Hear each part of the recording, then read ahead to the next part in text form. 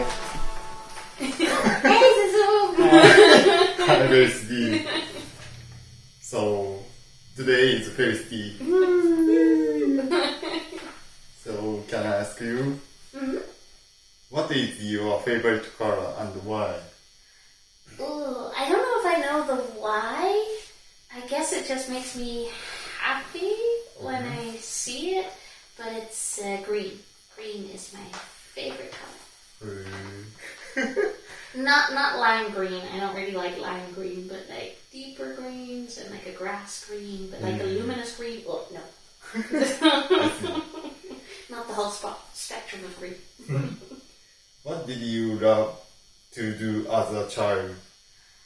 I actually love to teach my teddy bears and my dolls, so I would make up classes. Really? Yes. So I was a teacher, and then I loved to make up stories.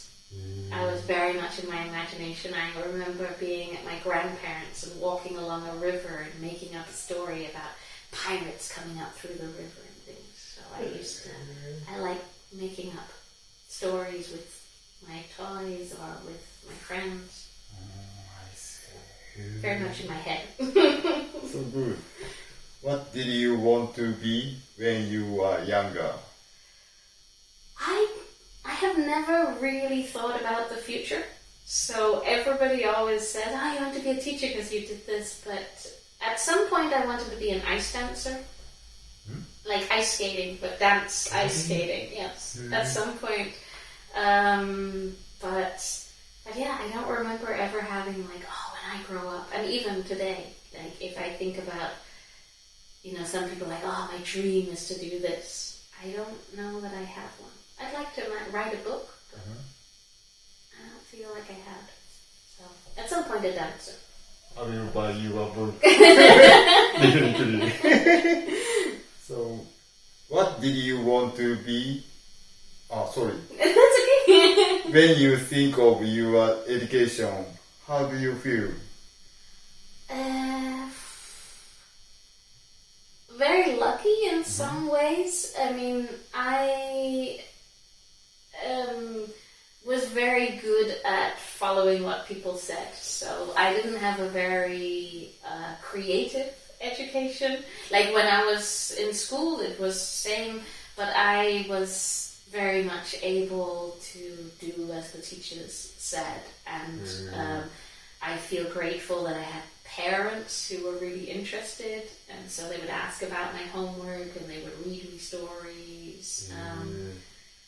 And it's only in later years that I start to think that I can have more choice over my education. But I mean, I feel privileged because I lived in a place where it was free and I could go, and I moved around every couple of years and my grades weren't really affected by it.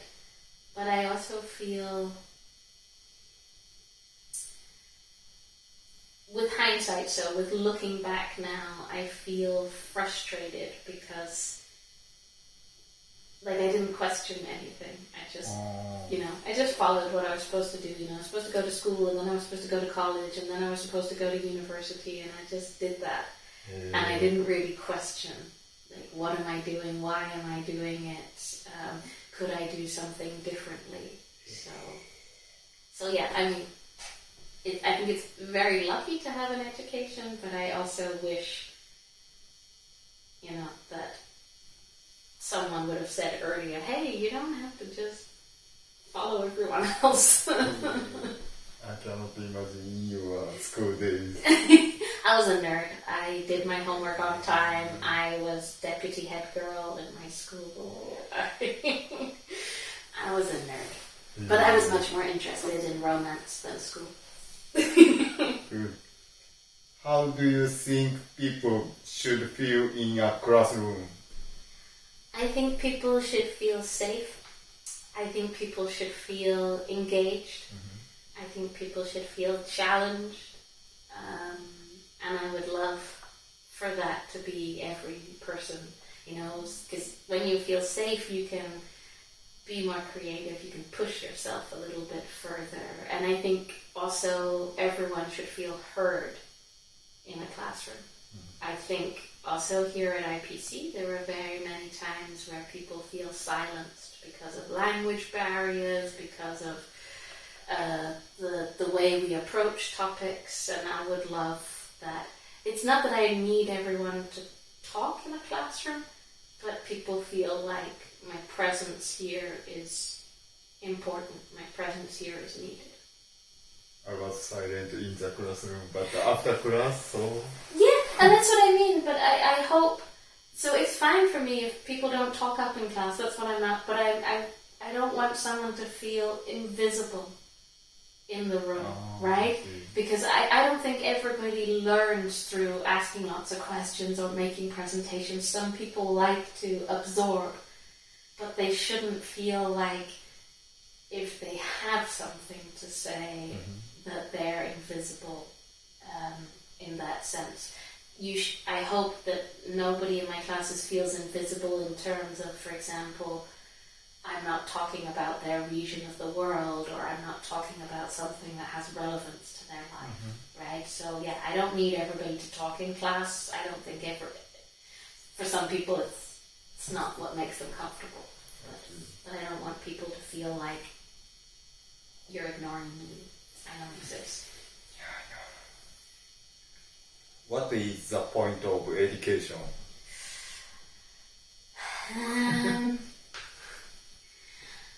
There's so many points. If I had to, I mean, one of my favorite words is curiosity. Like, I think education should awaken curiosity. That it should awaken something in people that they feel like, I want to find out more. I want to do something. So, yeah, I guess the curiosity is a really big point for me, and I guess that feeds down into things like creativity. And I don't mean creativity in terms of everybody should be an artist and everybody should, write poetry, but I mean creativity in terms of the point of education is to give you tools to challenge what exists right now. So creativity could also be, hey, what about if we solve this maths problem in another way? What about if we, set up businesses in this way? So right now I fear a lot of education is repetition. We're just learning what people have always done. And yeah, you need to know what they've always done, but more importantly, you need to know, well, how do I use that to go somewhere else? Yeah, I remember when I talked to you last time. So. And I mean, I think I failed hard at that this semester.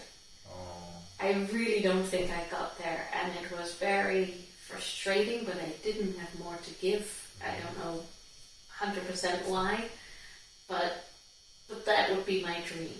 Like, my dream would be, and I know I'm not going to hit everybody, but, 25-30% come out thinking, I now look at the world differently, and I think I know a way to get somewhere else. I think everybody has gets a good way, good view from you. So many people talk to me. Yeah. In this town too. Thank you. But I feel like a huge failure this term, and I'm trying to be like, I'm sure you've had the experience sometimes. Not because I think you're a failure, but I know you're a teacher, so you have experienced that feeling sometimes. That sometimes, and I'm trying to be like, it's okay. Maybe this term, it was one of my colleagues that carried that weight higher or something. Maybe it doesn't. Maybe it's okay. And maybe instead of teaching people all these lofty, amazing ideas I just said, maybe instead I kind of taught, it's okay to fail. So what makes your heart sing? What makes your heart happy? Learning makes my heart happy. That's why I'm always it's reading, because I love the feeling like, I didn't know that, I didn't know this. Oh, that's an interesting angle. It really makes my heart sing, because people are a little terrifying to me. Like, it makes my heart sing when I have a moment and I forget about myself and I'm just present with other people, which is not so often. But the safest way that my heart sings is learning. Not new skills. I hate failing at something, but I'm absolutely terrible at failing. How was IPC changed, affected you?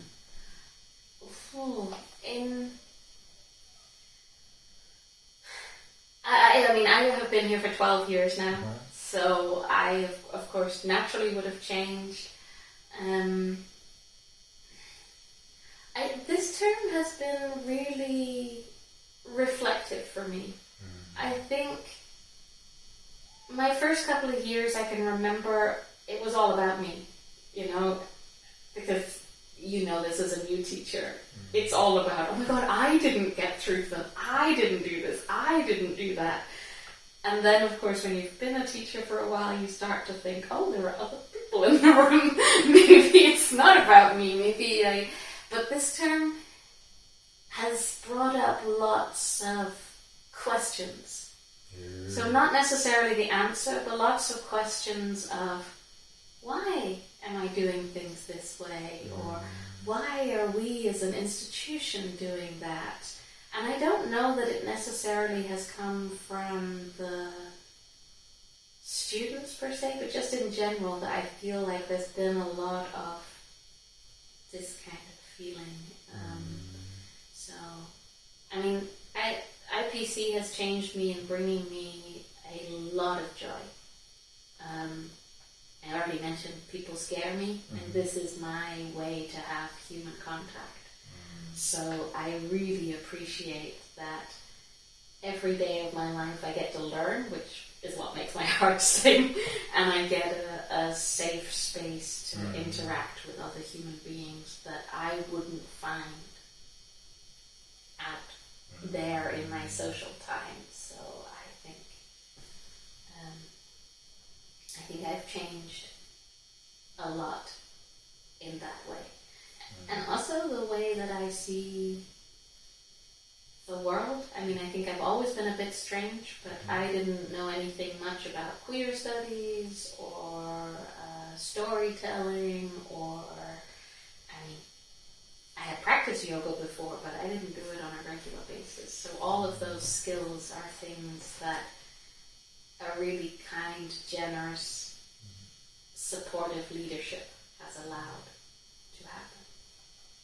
So great. Today was Felicity. Thank you so much. You're welcome. You're welcome.